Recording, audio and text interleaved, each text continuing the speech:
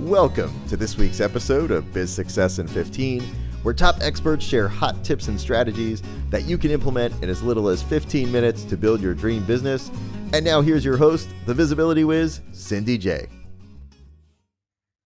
Hi, I'm Cindy J, the Visibility Whiz, and welcome to this episode of Biz Success in 15, where top experts share hot tips and strategies that you can implement in 15 minutes or less. Today, our guest is Erica Glessing, and she's the CEO of Happy Publishing. She believes that when you tell your story, you change the world. She has published over 200 self-help authors to #1 best-selling status and produces podcasts for Lightbringers globally. She hosts the Erica Glessing Show, 8 minutes of inspiration for entrepreneurs and lightworkers.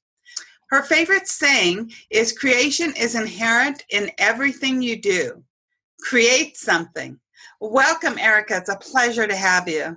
Thank you, Cindy. I'm so glad to be here today. I think it's going to be an exciting show. I don't know. I mean, we could have a little bit of fun, and people might just be surprised at what they learn. You never know what you're going to learn, right? That's true. Very, very true. And to begin with, can you please describe a personal or business challenge that you had to overcome to obtain your level of success? Well, I think really one of the challenges that I had to overcome was lead generation. It's interesting because once I'm connected with someone, once I'm working with them, I tend to work with someone again and again. So I would have like a smaller group of people that I would like publish again and again for my book publishing. And then, the people I'd publish as authors, I would then, help them create podcasts. And so stepping outside of that comfort zone and starting to just contact new people and reach out to new people. Actually, to be honest, my podcast helps me a lot with that because it gets me out of that comfort zone. But yeah, I think lead generation, and that's probably #1. And then #2 was really being willing to scale up, being willing to have other people work for me, being willing to have other people, because as a solopreneur before, it was very easy to do everything. And when my podcast first got started, I just committed to having help. Mm-hmm. So having help, that's been a big challenge for me. But I feel, and I still feel like it is. But right. I mean, I definitely I have 2 virtual assistants, mm-hmm. 4 book designers, and 2 techies helping me now. It's interesting, even the word solopreneur, because nobody is quote unquote a solopreneur, because we can't do anything by ourselves. Even if you're working with your client, you're not doing it by yourself. There's always, you have to have software, you have to have other things besides people helping you. So yeah, we're not alone. Solo and solopreneur is so misleading. That's so true. And I know that you are such a busy woman, and I am just in awe of everything you do. I know you're busy with 3 teenagers. You do a podcast daily that has a huge amount of listeners, plus you do publishing for people, and plus you teach people to do podcasts. And if I'm correct, you also have a real estate. You sell real estate still. So how in the heck do you manage all of this in a 24-hour period? Well, again, I hate to be a broken record, but lead generation, as long as I have lead generation systems in place, then people are coming to me and they want to work with me. And then if I can give them good service, I get to work with them again. I don't know. I wake up every day and I have like my 2 or 3 things that if I don't do that, I'm going to turn into a pumpkin. Right. And it was really crazy. So yesterday I got up, I swear to God, you get up at 5 a.m. and I got my 2 things. I got 2 things that, like, if I don't do that, I'm really going to be, upset at myself. So I got my 2 things. It's 9:45 a.m. It's like, 4.5 hours later since I woke up, and I did my workout, and I, got my kids to school, and I did some other interesting things. And maybe I created produced a podcast or 2, checked in with podcast client. I looked at 9:45 and I did not have my 1 thing done that I had said to myself I was going to do that day. And then I asked myself the question, what am I saying to myself? What if I have two things that I really require that I get done to move me to where I want to be in 3 months, right? Which is much expanded, much more money coming in, much more leads coming in, right? So I always see myself as expanding, my income expanding. So I have a couple things I have to get done to put me on that trajectory. So then I do some self-talk and I say, okay, Erica, well, it's 9:45 a.m. and you've been messing around for 3.5 hours. What do you have to show for it? And then I go, and it doesn't mean I didn't do something valuable, right? But I just pulled off. I got off the social media. I got off my emails and I went in and I created some of what I was seeking to create in my website. It did some SEO. I did some work at upping my results. And I just paused and I took care of business. And that ended up taking me till like almost noon yesterday. Mm-hmm. And then one of my kids hurt her hand, so I had to go to the doctor's. Oh. So, but I got done. Mm-hmm. I always have like a set job 1 or job 2. Like today, we're going to have listen to this whenever you listen to this, but I happen to be in the middle of a book launch. So today, this morning, there were some very specific things I needed to go do today that were my job 1. So every day I have different job 1, like specific things that if those don't get done, I'm going to turn to a pumpkin. Okay. I like that. And turn into a pumpkin. And I know because you have helped so many authors and you have created, I think in your podcast, the Erica Glessing Show. And I love it because they're just quick, short, 8-minute inspirational podcasts. And with this, between your podcast and the publishing, I know that you started teaching a lot of your authors to podcast to help with their visibility. So if somebody wants to start a podcast, what are some tips that you start with to help them get started?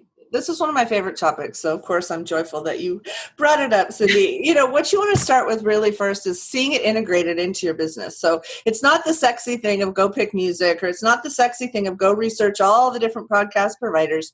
What you want to do first is really see how it will help your business and how it will help you personally and will it generate money. And really, when I look at money, like when I do books, I'll show one of my books. I'll say, will this generate money? So will the book generate money? Will the podcast generate money? And I told the Erica Glessing Show before I created it that it was going to be required to bring in $6,000 to $8,000 a month or it would go away. Mm-hmm. Because I'm a single mom. And so I cannot. I got pickups for kids and drop off of kids, and I can't spend a couple hours a day or a couple hours a week on something if it's not going to be generative. So I said to the show, I actually talked to the entities of my creations, and I said, will you make me money? And it said yes. So then I said, okay, well then let's go have fun. And what would be great? And we looked at what would be great and what it required.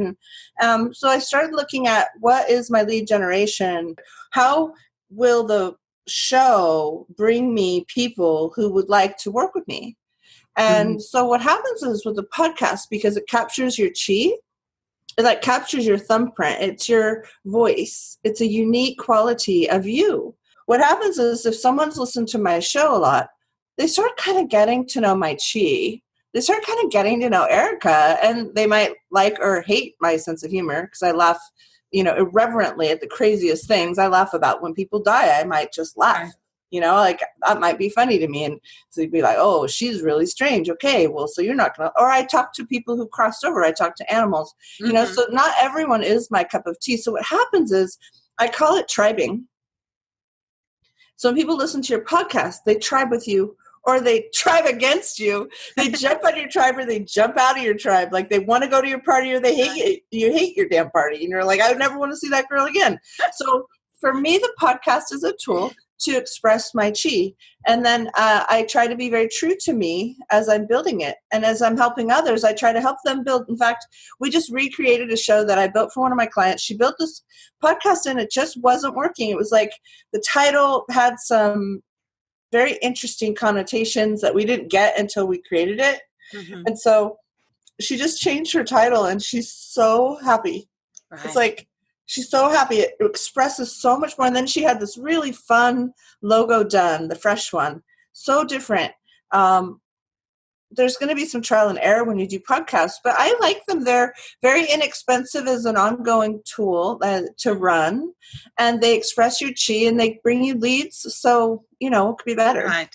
And so you utilize your podcast for lead generation. What are other ways that people can make money off of their podcast? That's always a big question. Well, I think if you look at the school of Gary Vee, I love Gary Vaynerchuk, so he's really fun to listen to. He talks about providing value. Mm-hmm. So in a podcast environment, it's very easy to provide value. So I did a show last week on a couple weeks ago, how to get over writer's block. That was a good one. I did a show on how to deal with Father's Day when your dad was a pill. Oh, yeah. So if you're providing value on your podcast, you've kind of started to set up something where people are going to want to possibly pay you for your expertise. Mm-hmm. So for my show, I asked it to bring me money. I have to have products to sell. So a podcast in and of itself, let's see, we can look at all kinds of ways it can make money. One of my shows that I built, I'm so proud of it. It's up to now almost 1,000 downloads an episode. So by creating that kind of ferocious, insane appetite for the show, they now have advertisers knocking on their door. Right. And so their first advertiser is like organic coffee, which who doesn't like organic coffee? It's such an easy thing to like. So that one came in at around $1,000 a month right off the bat, and their show's only about 20 weeks old. So now it's basically advertiser is paying for itself. Mm-hmm. So advertising is one, and now not everyone likes advertising. I had to say, I put a little advertising on my show. It didn't taste that good to me. Like when I was listening to it, I didn't really like the advertising. So I cut that out of my show. I'm still looking at it for the future, but I didn't really like how that looked. Now there's another one, I think it's called The Order of Man. They do a beautiful job of saying they go out to stores that their clients are going to love, like backpacks, urban, I don't know what they sell, like urban man things, like, guns, and it's a crazy show. And they get discounts for their listeners. And the show pays to be in front of their listeners.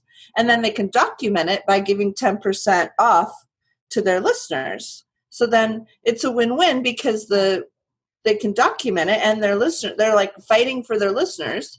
And so it's always like the name of that whatever / order of man or something. Mm-hmm. So there's ways that you can structure sending people to buy things you believe in passionately, and then you can get a relationship with whoever sells that thing.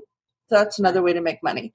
Now the way that starts out, that's the easiest way to start out, because you can't really always get sponsors if you don't have a lot of fans. Mm-hmm. So would be what I call nonlinear.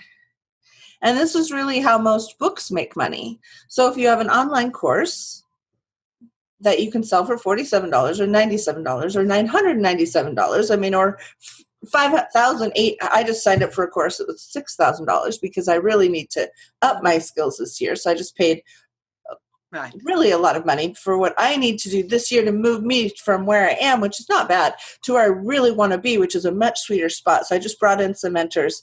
So if you have a program that you can offer that your listeners would love, then you can integrate that program, and you can even have your guests be good people who might want to sign up for your program, and invite guests that might be good for your program. And then you have this nice synchronicity. Not every guest is going to be a yes. And not every person you reach out to is going to be a yes. So, but when you say to someone, hey, would you like to come on my podcast? And now another thing people do is they charge guests. So I'm actually on a TV show today, and her normal model is to charge guests. Now she is choosing not to charge me, so that was nice. But I'm going to be on a TV show later today, and she's it's an actual physical TV station in San Jose, California, where I live. But she generally charges her guests money per appearance. Okay. And then they get interstitials. They get pictures of them in between the show. So when you start thinking about monetization, you just want to think about what would be fun for me to have that would make money for me. What would I love to do anyways? Like I'm teaching podcasting all the time anyways. Like I love teaching it. So I might as well get paid for it also. Exactly. My podcast is just for number one, lead generation. Well, number one, provide value. Because I like bringing in top experts like yourself. They can really share all these little strategies for people to grow their business. Right. And then second of all, again, it's lead generation. They either like me or they don't. And thirdly, I will joint venture with them as far as even possibly during the podcast or even afterwards. So it's really great to meet other people and build good, lasting relationships. Absolutely. Which can bring in money in the future. Yeah. And Cindy, this really brings up this whole thing of visibility that you teach. It's so hard for me not to interview you because I really do love interviewing, because I really get that the podcast, when it is audio only, yours is audio and video, and I had to put on my lipstick and everything. But when it is audio only, you can really record, you can get visibility without being in front of the camera. Right. And it's such a nice way for people who love to share, but maybe they just don't want to do the Facebook Lives, Mm-hmm. and they read, well, it's all about video. And I say, well, it's all about video if video works for you. And if it doesn't work for you, then it isn't all about video. Exactly. Well, and so podcasts for me, my voice is actually more seductive than how I look, according to what most people tell me. So if I look at the podcast for me as a venue with audio only, it's so relaxing because I can just chill, and I don't even, we might have the video on for fun, but I don't have to do the whole video thing, and I can still have my podcast bringing me new people who'd love to work with me and people I can help. Right. And I love that. And I never even thought of that. I even wrote an article once about 7 ways to be visible without being on camera. Oh, really? And it's very, because I didn't even write podcasts in those 7 ways, but you are so right. Oh my gosh, you can go out an 8th. I can go out an 8th. Yep. And so, Erica, can you share a strategy that our listeners can implement in 15 minutes or less to build their business? Oh, wow. Well, in 15 minutes or less, what I would do is I would do a bird's eye view of all of your social media, and I would get into alignment. So I would just look at what am I saying? And is that who I am? And I would just look for integrity in all my socials. So I try to put almost the same thing on Insta as I put on YouTube, as I put on Facebook, as I put on LinkedIn. I'm a little bit more street on Twitter because I have some friends that are really cool and rap singers, and I tend to vibe with some of that. And I do that also on Insta. LinkedIn, I'm a little bit more, professional, but I put my shows on all the socials. And I think if you only had 15 minutes, and I would bird's eye view yourself and your socials. And then also don't forget to ask for business. Mm-hmm. When was the last time you asked for business? When was the last time you said to someone, you'd be a great candidate. Do you want to have a podcast? Hire me. Or you'd be, hey, do you have a book inside you? I'd like to publish it.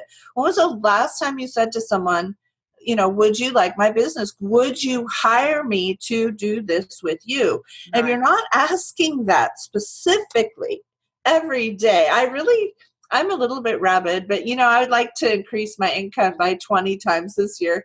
I did it one time. I did it 10x between 2014, 2015. And then I kind of stayed the same 2015, 16, and 17. 2018, I did just a little bit better, 20% more. Mm-hmm. But I've actually set myself 10x again this year. So 10x means I can't be the same person. Exactly. And I like that. You can't be the same person. So who do you need to be to 10x yourself? Right. Exactly. I did a whole bunch of stuff on 10xing in 2015 when I succeeded, when I took my book publishing business instead of working full time for a job and then coming home and wishing I was working with books full time. I did the switch and I did it, and I supported my kids and me. So it was a crazy year. It was really actually kind of a hard year, but it was fun too in retrospect. Even with combining, I loved your 15-minute strategy, but something that I think would even make it a little bit stronger is combining what you said earlier about your podcast, is asking it what it wants to do for you. Hey, Facebook, what do you want me to do for you? Hey, LinkedIn. Oh, that's a great idea. And I haven't thought about that. And I just linked those together, and I thought this would, really make that strategy so much stronger. And really LinkedIn, isn't that where we connected? I love LinkedIn. I really believe that. Actually, we was introduced by Kim Julin. Podcast. Oh, of course. We were connected by podcast. Yeah, we were connected by podcast. Okay. By Kim, because I had interviewed Kim and she had suggested you. Oh, okay, yeah. So Kim, I met on LinkedIn. So I really believe that you should have more than one social, and each social can contribute to you, and also you can be yourself on all of them. Right. Like let it all hang out. Like be vulnerable sometimes. Now, I don't do the bleeding heart stuff. I have horrible things happen all the time in my life with 3 teenagers. Crazy, horrible, weird things are going to happen. But I don't feel compelled to share like my personal dirty laundry with the world, Mm-hmm. So I don't do that. Now, some people really do that well. And I'm always kind of in awe when they take their dirty laundry and they hang it out in front of everything. Yeah, and it depends upon how it's done. It can be done tactfully because I share a lot about my past and my trials and tribulations, and people love quoting my stories. But then sometimes people are just out there. It's a difference if you're doing it to share and to teach and to add value to people's lives versus just complaining. Right. I mean, I actually had a breakthrough with this book. This book was all about breaking up with abuse. Right. And all these women wrote about how they changed a pattern. Yes. And that was where I did spill my guts about changing a pattern of abuse in my genetic line. Mm-hmm. And so it's interesting. It's always interesting when you bleed your truth. I always find that to be interesting. I think getting back to like what would be a good podcast for someone, I just one more tidbit maybe is think bigger. So that whatever you're doing right now, don't have your podcast fit that, but have your podcast be like, if you're in one genre, maybe stretch it a little bit and think a little bit bigger with your podcast is one idea. Now, the other idea, which is equally successful, is to think a lot smaller. So like this one guy who teaches podcasting, he's great. He does it on British beers in his home community in UK. And they just every week they talk about beers that are brewed in his county, and it's like, I think it's Sheffield or something. It's the smallest little podcast in the world, but beer drinkers everywhere love that show. So you can either like niche down and get really, really, really narrow on like one people who like to rescue kittens or something, right? That could be a show, or you could do like animal wellness and really niche up. So either way, you're not going to be wrong either way. And I think that was what was so fun is that you don't have to, there is no right, a specific answer. The answer is going to be right as far as where you want to go, and then have your podcast help you bring there, whatever that is. And we don't really know what that is for everyone. I always say that I learned it from one of my mentors, but your business is your playground. So your podcast is your playground. You get to choose what equipment's there, and you get to choose who you want to play with on it. Yeah, and I mean, I had 3 failures before the one that I built took off. Yeah. I had 2 that I had one. I had one that I cut. It was video, and I think 200 people saw it. I had one that I did all the recordings and I never went to press with it. There were so many flaws in the recordings that it was 8 shows I built in 2013, and they just didn't even see the light of day. I've done that myself. Yeah, I totally understand. And I could talk to you all day, but let's move forward here. I know that you have a wonderful gift for our community. So can you share a little bit about what it is? Well, what I did is I created a set of videos that basically show you how to get started on your podcasting. So it's a free gift. I think you're going to be sharing the link with everyone. Yes, and they can go to your website and find the link, podcast website. And you can find me at social. My name's very unique. It's Erica Glessing, G. Well, too, I'm going to have all the links on your business page. But it's Erica Glessing. I cut you off. Her last name's Glessing, Erica Glessing. But I will have all of her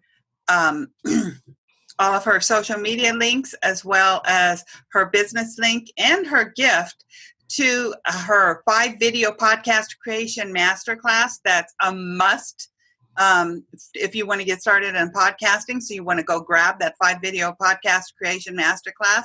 And all of this is going to be on the bizsuccessin15.com/Erica, ERICA, all lowercase. So just head on over to bizsuccessin15.com/Erica and grab your 5-video podcast creation masterclass.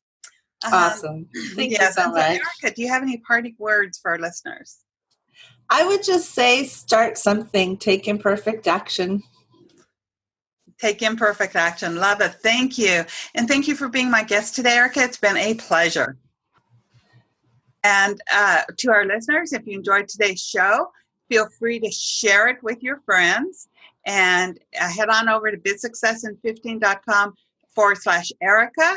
And you'll find all the links on today's show, all of Erica's social media links, her podcast, which is really 8 minutes of inspiration every day. And you can re-listen to her words of wisdom and also catch up on any past episodes that you might have missed. With that, I hope you have a great week. Big hugs, and we'll see you next week on Biz Success in 15. Bye-bye. You've been listening to Biz Success in 15. For all links mentioned in today's show and to watch or listen to previous episodes, visit bizsuccessin15.com. Thanks so much for listening, and be sure to tune in next week for another amazing guest.